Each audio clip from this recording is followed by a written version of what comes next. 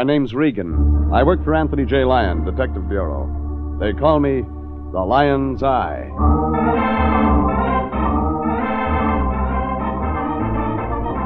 Jeff Regan, Investigator, starring Frank Graham as Regan, with Frank Nelson as Anthony J. Lyon.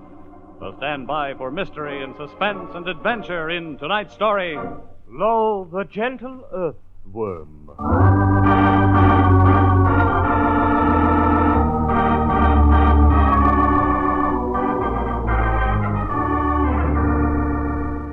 You take a beautiful woman, a tall, bony-faced guy with a drawl, 724 million worms, mix them together, and you come up with a case of port wine.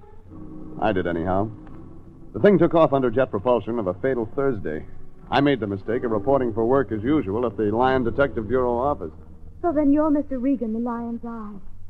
Oh, I'm so glad. This is Mirabelle Drake, Miss Mercantile Development of 1948. As I've been telling Mr. Lyon, I won the title over 400 aspirants, Mr. Regan. And for a $5,000 prize, Mr. Regan. In merchandise, of course. Congratulations. Mrs. Drake has a serious problem, Jeffrey. Yes. It's my husband. He's going to kill himself. Yeah, and with such a lovely wife, too. Isn't it a pity, Jeffrey? Your husband happened to mention what's bothering him? The worms. Worms? 724 million of them. Makes it clearer. Mr. Regan, in just 18 days, it'll be the first of the month again. So? And there'll be 1,446,500,000 worms. You see, Jeffrey, this is a serious matter. Sounds like. You must help me, Mr. Regan. You must find the man who swindled my husband. He did swindle him. We know that now. You must catch Mr. Myron Biloxi and get our money back. Or my husband will kill himself. He will. I know he will.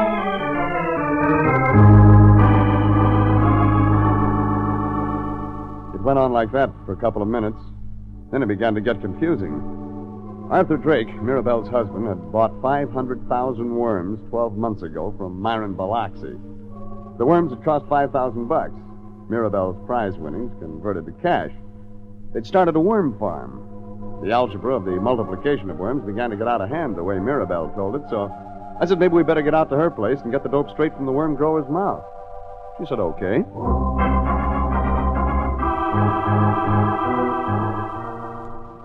The Drake place was on the El Segundo Flats, between L.A. and the ocean. Rancho Gusano in the Spanish. Worm ranch, that meant. Clapboard house, tin mailbox, gasoline cans and orange crates lying around the yard. I thought of a beautiful kid like Mirabelle Drake living in a place like that. Oh! And then all of a sudden I was thinking of something else. Oh, my heavens, Arthur shot himself! Come on, baby, those shots came from out back of the house. I ran around to the back of the tumble-down house. Mirabelle Drake 15 seconds in back of me. Yeah, but Arthur Drake hadn't shot himself. There was a third shot just as I rounded the corner of the house, and I saw a tall, gaunt guy in overalls. He had an old-fashioned Springfield rifle in his hands, and when he saw me, he shouldered it. Stop now, you! Yeah, sure. It's all right, Arthur. This is Mr. Regan, the Lion's Eye, that's going to help us. Oh, well, I'm pleased to meet you, Mr. Regan. I'm sorry. Arthur, forget it. Arthur, what are you doing with the gun? Well, now, I got to thinking we're pretty isolated out here, Mirabelle. What are we to protect? Nothing. There's nothing here except these worms. Oh, now there, honey, don't you take on. I got you to protect. That's the real reason you bought the gun, Arthur. From the look on the sunburned, raw-boned face, that wasn't the real reason Arthur Drake had bought the Springfield rifle. He and Mirabelle looked at each other a minute, and then Mirabelle sobbed once, smothered it, and turned and ran into the house. I reckon she's kind of upset, Mr. Regan. Yeah, it seems to be. Well, I'll just set this here gun aside. See that there can over there? I just said he'd have it work. There now. Now I'd like to show you around my place. Sure, I'd like to see. Well, this way. Okay. It ain't pretty, Mr. Regan. I guess I'm what the psychologists at the university back home in Arkansas used to call failure prone. I've lost my wife's beauty prize money on these worms. That's what changed me. This worm raising sounded a little complicated the way Mirabelle explained it to me. Oh, but it ain't. Now, I'll show you. Now, here's the vegetable lug boxes I raise them in, Mr. Regan. Under the gunny sacky? Yeah, that's correct. Stacks of lug boxes. And then all you need is the cans of water and the tub of acid. Boxes, water, acid. Mm-hmm. You know, Mr. Regan, I can't agree with Mirabelle that the breeding of worms is exactly complicated. For the $5,000 I gave Mr. Myron Biloxi a year ago, I got me 500,000 worms. $5,000, 500,000 worms. Yeah, it cost me 1 cent a worm. That adds. Well, worms is valuable. They enrich the soil. People buy them for their gardens, Mr. Regan. Yeah, I heard. Now, 500,000 worms produce 1,500,000 eggs capsules at the end of the first month. But don't stop now. Well, the egg capsules mature in 3 months, Mr. Regan, and each capsule produces round about 1 to 20 worms. So, allowing for fatalities to the young, you begin to harvest 2.5 million worms a month after the 4th month. Like you said, not complicated. Of course, in the 8th month, the first harvest of 2.5 million worms has produced 15 million young'uns, and the next month, with the first 500,000 worms and the first and second harvest of 2.5 million worms, all producing concurrently, you get yourself 27,500,000 worms, round about. Then after that, the figures begin to get big. Oh, yeah, they do, Mr. Regan. Huh? Every one of those worms is worth 1 cent? Yeah, that's so. Well, it's come to a decent profit in a year's time. Well, deducting 1/6 of the growth for cost and $6.25 million on a $5,000 investment in 1 year. Oh, that sounds fair enough. That's what I thought. When Mr. Myron Biloxi explained it to me and sold me the worms, he guaranteed me 1,000% profit or money back. But now I got me 724 million head of worms here on my ranch, Mr. Regan, and I can't sell them. Market won't absorb that much. And I can't locate Mr. Myron Biloxi to get that there money back. That's why I begin to think that Mr. Biloxi swindled me. You know, Drake, I think you may be right.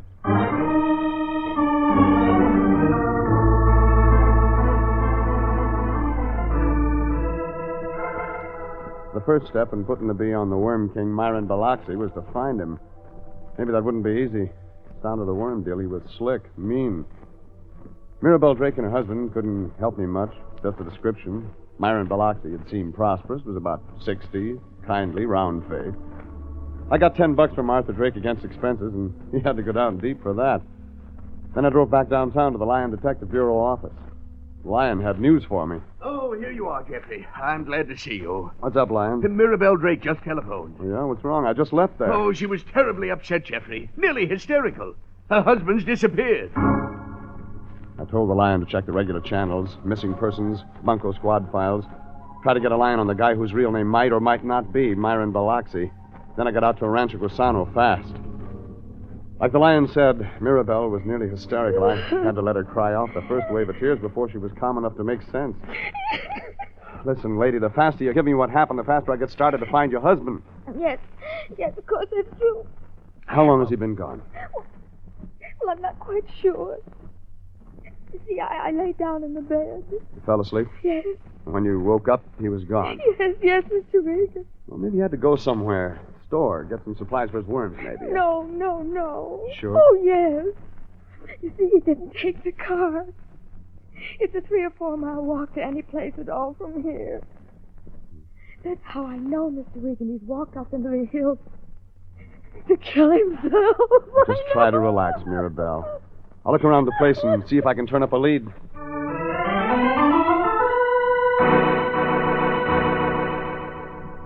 I walked out back of the house. No sign of Art. I started poking around the lug boxes the worms were kept in, and was just pulling some of the gunny sack coverings off when Mirabelle came out. Have you found anything that'll help, Mr. Regan? No, not yet. You better wait in the house, lady. Oh, no, I can't. Okay. Regan, you're looking for Arthur's rifle, aren't you? Yeah, that's right. Look, Mirabelle, come on and get busy. Help me uncover these stacks of lug boxes. We may find something. All right. Start on that section over there, huh? All right. Just pull off the gunny sack? Yeah, check down between the boxes. The rifle could be there. Yes, I will. No, never mind. I found it. What? Oh, Mr. Regan! It's an Arthur! No, your husband hasn't gone off someplace to shoot himself. That's right. Oh, thank heaven. Here's the rifle. It's down here back of these boxes. But then, if Arthur didn't go off to shoot himself, then why... What I'm wondering myself. Why did he disappear? Hey. The thing you started to uncover over there. That's not a vegetable lug box. Oh, yes. It's under the gunny sacking like the other. Sure, but look. Yes, I see. Not the same shape. It's round. And the surface under the sacking. The top surface of these lug boxes is flat, wormy earth, straight across from edge to edge. But that gunny sack's bumpy. Something bumpy surfaced under it. There must be. Stay here. No, Stay here. Why?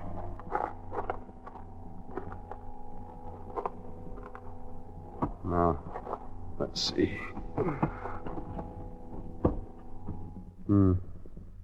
So that's it. What is it, Mr. Regan? It's all right. Come on. What is it? This? Case of wine. That surprise you? Oh, yes, it does. Well, the bottle made the bumps on the gunny sacking. And this against the case of wine, just some sacking. That would give the thing the shape Of a covered-up body. Might have been that. Let's have a look at one of these bottles. They look pretty old. But I can't understand Arthur spending money on wine. Now when we have so little. No, I'm no expert, but it figures this wine costs dough. Look here, the label. Robertson's Special Vintage Port. Bottled at Vila Nova de Gaia, Portugal, in the year 1892. Well, the others are the same, 12 bottles. One case of port wine. 58-year-old vintage port. Mr. Regan, I remember enough from when we had money and Arthur used to buy wine. You know that must be terribly expensive. So maybe somebody gave it to him. Maybe we can find out who.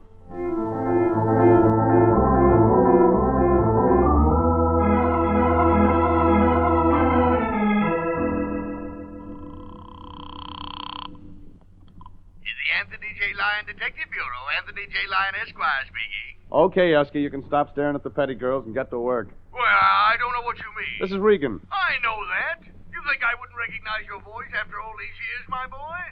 What kind of a detective do you think I am? Skip that. Jeffrey! Did you locate Myron Biloxi, Lyon? No. There's not a trace of him anywhere. Police files, telephone... Okay, listen, Lyon, two things. First, phone Lieutenant Sanduci at the homicide department. No. Don't tell me there's been a murder. Well, it's not that. I want Sanduci to do something, unofficially. Oh, I see. A favor. Ask him to get to the right guy in the Highway Patrol Division and have a couple of squad cars from the El Segundo Playa del Rey region start combing the section from around Century Boulevard, south. Then Arthur Drake really is missing. Well, it begins to look that way. He's tall, lean-faced, about 35. Now, if they find him, they can ride him to a substation on some pretext and phone me. Now, the other thing, Lyon. Yes, Jeffrey? Start phoning wine merchants. Find out all you can about Robertson's port wine, vintage of 1892. Jeffrey, to be thinking of such a thing when that poor, lovely Miss Mirabelle's crying her heart out. All right, don't drown in her tears. I'll explain the whole thing to you in 40 minutes. I'm starting back to the office now.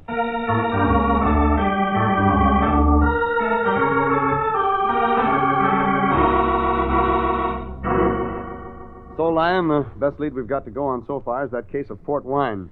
Now, if it cost enough and was bought anywhere around L.A., the wine merchant who sold it ought to remember. That could help. Yes, I see that. But have you got anything on it yet? Well, vintage port wine is expensive. Very expensive. That helps. It happens, Jeffrey, that there's a wine merchant in Beverly Hills who specializes in fine wines of that sort. I've located him, Jeffrey. He'll be returning my telephone call any minute. Okay, Fatso, good work.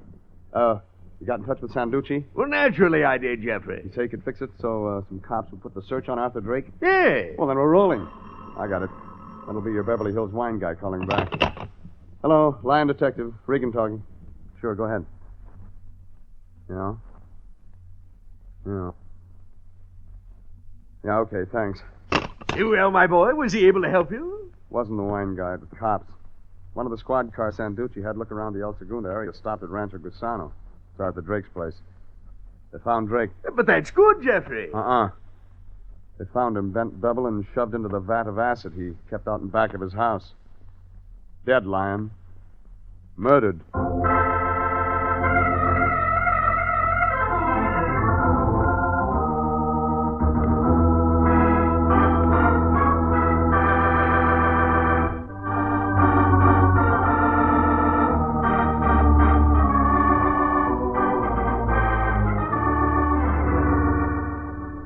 I got back out to Rancho Gusano fast after the phone call came from the cops that my client Mirabelle Drake's husband had been found in a vat of acid out there, murdered. But I didn't get there before Lieutenant Sanduci of the LA Homicide Department. Regan, Mrs. Drake tells me she's a client of yours. That checks with the phone call from Anthony Lyon that sent the boys out here. Well, Mrs. Drake hired me to find a guy named Myron Biloxi, Sanduci. Oh, yes. I feel he's responsible for all this somehow. He must be. Somehow. What about this Biloxi, Regan? Well, he swindled Drake. Got him to start this worm farm. Took $5,000 off him. You located Biloxi yet? No. Well, it looks like a pretty clear thing here, Regan. By Mrs. Drake's own story. Her husband was shot. Shot? Shot, Regan. I just can't see how he could have been shot, Mr. Regan. As I told you, I'd fallen asleep. But I'm a light sleeper. And if anyone had fired a shot, I'm sure I would have heard it. That's a damaging admission, Mrs. Drake. It may be. But it's the truth. The deceased was shot with an old Springfield, Regan. Arthur's gun. The rifle you and I found down behind the lug boxes an hour and a half ago, Mr. Regan. You sure the Springfield did the job, Sanduci? The bullet entered the heart and lodged in the left ventricle. The body's not a pleasant thing after being in that acid, Regan. And it just happened that the blast was close All right, enough take to it easy, Sanduci. I get the picture. Yeah. And I'm not a tougher cop than I have to be, Regan. Sure, I know. Anyway, we got the bullet. It was an old-timer. Chances are 999 to 1,000 that it was fired by the Springfield. Yeah, sure. Mrs. Drake seems to think her husband committed suicide. Yes, I do. Well, she talked about being afraid he would when she came to the office to hire me. But that wouldn't account for her not hearing the shot. And even if it would, I would find it hard to believe a man could bend himself double and shove himself down into a vat of acid with a bullet lodged in the left ventricle of his heart. See what you mean. So, Mrs. Drake, I haven't any choice except to hold you on suspicion of murder.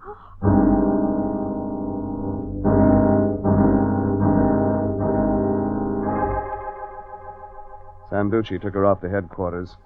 I drove to the nearest phone. Till Mirabelle Drake was proved guilty, she was still my client.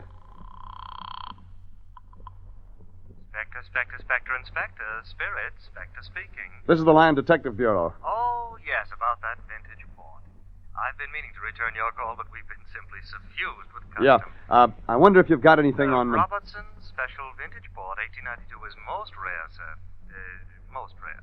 But it does happen that we sold a case of it a few months ago, and naturally we have a record of the sale of a collector's item like that. You happen to sell it to a guy named Myron Biloxi? To an English woman.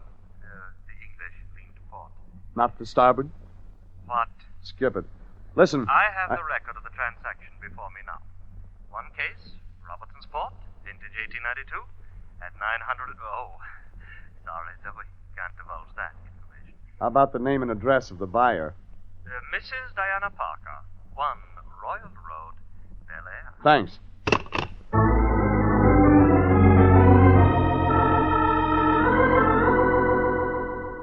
I phoned the Lyon, told him to call the Agricultural Extension Service, told him to get all he could on worms, and every piece of equipment needed for the care and raising. Then I drove out to Bel Air. 1 Royal Road was a king-size cottage of 40 rooms. Tile, terracotta, palms, swimming pool off to the right, Great Dane chained on the left. There was Lincoln Continental parked in the drive, Mississippi license. I got a cute idea. They got a town in Mississippi named Biloxi. Now, if a guy takes on a phony name for some reason, he gets the idea of what phony name to use from some place. Doorbell was the tongue of a devil. When you pulled the tongue, the eyes lit up red. What answered the door would have made anybody's eyes light up. How do you do? She was the only woman I'd ever seen who'd have beaten Mirabelle Drake in a beauty contest. Red hair, clean, clear skin. A little haughty, maybe. May I ask who's calling? Well, Regan's the name. Mrs. Biloxi. Step inside, please. Thanks. This way. Sure. I was about to have tea. Won't you join me? Lonely, you know, tea by oneself. By oneself with 2 cups? Oh, there are 2 cups. I was expecting someone. Oh, your husband, maybe. Oh, no, he's out of town. Sure he is. Do sit down, Mr. Regan. Thanks. May I pour you tea? Be better iced. Big fire you got down at the other end of the room? Yes. The day seemed quite chilly. Not to me, Mrs. Biloxi. How odd of you to persist in calling me that. You know that I am Mrs. Diana Parker. Oh, I think that's your real name. I'll pour you tea. It's really rather good tea, you know. We English are partial to tea. Like you are to port wine? Yes. As we are to port wine. Your tea, Mr. Regan? Thanks.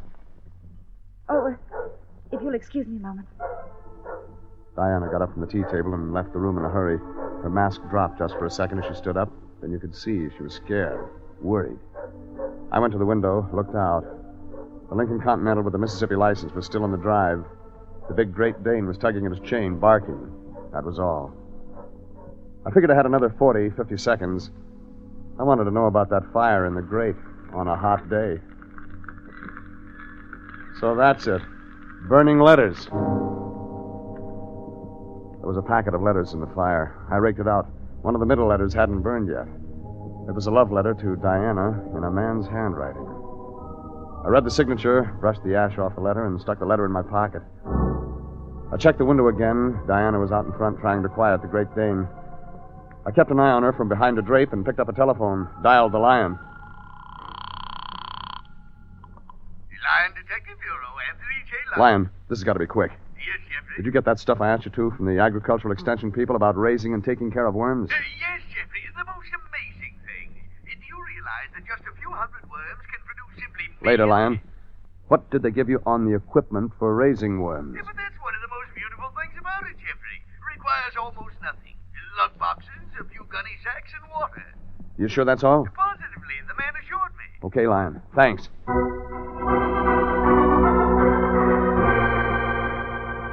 There now, Mr. Regan. I must apologize for having been so long. Don't. Don't. It helped? I'm afraid I don't You, understand. seen the afternoon papers? No, but I have heard the wireless. About those flying saucers, you mean? I mean about Arthur Drake, the worm grower, getting murdered.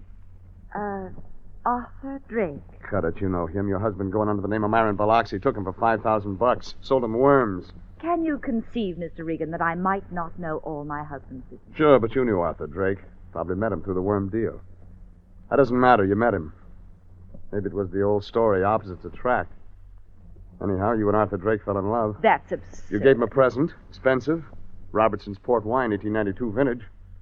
You bought it at Spectre in Beverly Hills. That case of wine's at Drake's house now. That's the kind of evidence that'll stand up in court. Very well. I knew Arthur Drake. What of it? Yes. This letter I saved from the fire is a love letter from Drake to you. Let me have that. Evidence, baby. You know, if your husband had happened to find a letter like this, could have made him pretty sore at Drake.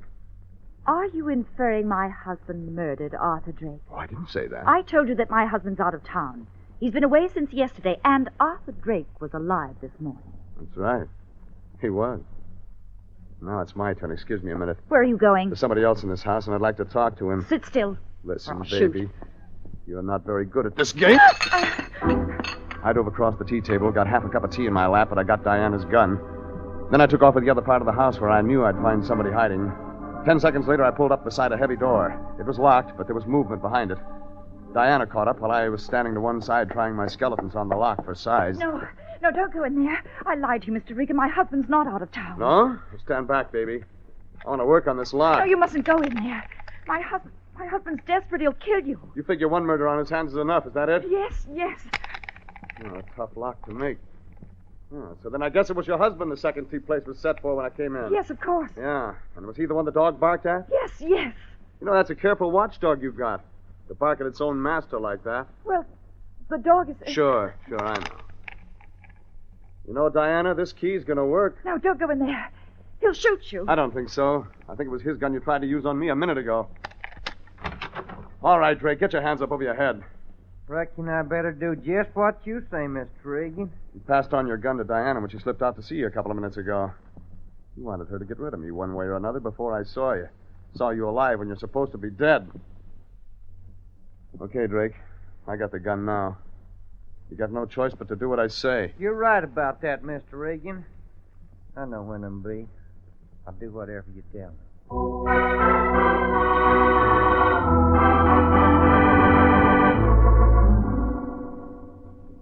That was it. The guy in the acid wasn't Arthur Drake at all. It was the guy known as Biloxi. Drake shot him, hid the body. Then today, Drake staged a disappearance. Before he left, while Mirabelle was sleeping, he put the body in the vat of acid. He figured it would be found, and with the condition it'd be in, there'd be no way to tell it wasn't him. He'd be declared legally dead and under a new name begin life all over with Diana somewhere. I phoned Sanduci at Homicide, turned Arthur Drake over, and started out to find the Lion. Jeffrey. Lyon, what are you doing at home? Why aren't you at the office? Jeffrey, come back tomorrow. I'm very busy. Busy? Lyon, I wrapped up the Arthur Drake murder. They're letting Mirabelle Drake go. No, well, good work, my boy. Well, why don't you answer your phone? And I've been phoning the office trying to tell you that the case is closed. Well, I may be in the office tomorrow. Maybe. Yes, you can tell me all about the case then. Lyon, don't you even want to know who did the murder? Oh, yes, of course I do. Who did it? Arthur Drake. Yes, interesting. So that was it. So Arthur Drake murdered Arthur Drake! Jeffrey, that's impossible. Well, it was your detective work that clinched it, Lyon. You don't say so. I do. The worm equipment, Lyon. Huh? You found out from the agricultural extension people what it takes to raise them. Yes. No tub of acid was included. So that vat of acid Drake had at his place didn't have anything to do with worm breeding. It was for the disposal of the husband of the woman Drake was in love with. Guy who used the phony name of Myron Biloxi. I see. Imagine all this from my detective work with the agricultural extension people. Sure, Lyon. You know, Jeffrey, I'm glad Drake was a criminal.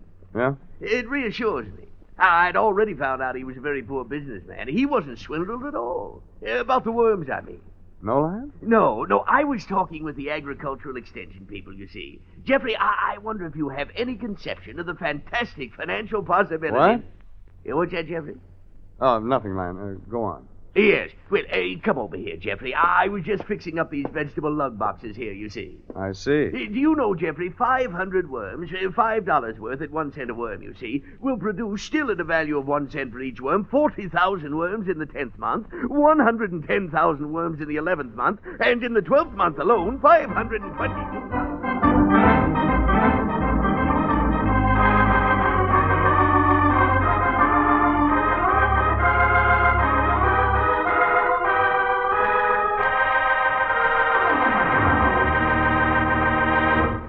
Jeff Regan, Investigator, is written by William Fifield, produced and directed by Sterling Tracy, and stars Frank Graham as Regan with Frank Nelson as Anthony J. Lyon.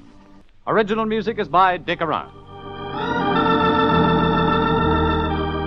Jeff Regan, Investigator, is heard each week at the same time. Bob Stevenson speaking and inviting you to be with us again for more suspense and mystery and adventure with Jeff Regan, Investigator.